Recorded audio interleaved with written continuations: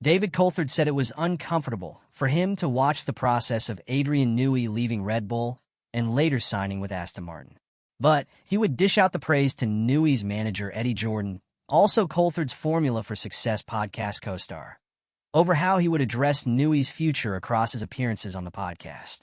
While Jordan never gave into Coulthard's regular requests for him to blurt out F1 design guru Newey's next move after he announced in May that he would leave Red Bull, Jordan would make references to where Newey was at in terms of his decision timeline, ultimately choosing to sign with Aston Martin and take up the newly creation managing technical partner role.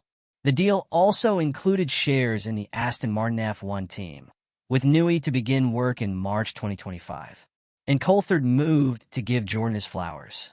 He said, "Actually, all credit for, although it was uncomfortable for me to observe the leaving of Red Bull and the joining of Aston with Adrian, the way that you explained on the podcast, the transition, the announcements of when he would be joining the team, and all of those sorts of things. And also, the deal that you managed to do, you deal-making guru you. So professionally, you must be feeling pretty successful."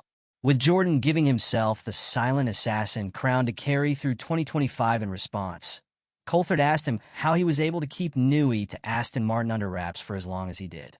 "I do a lot of talking. I'm Irish. Irish people do a lot of talking," Jordan replied. "But when there's money involved and you need to keep your trap shut, you do." Invariably, Jordan went on to do some handing out of praise of his own, aimed at Red Bull.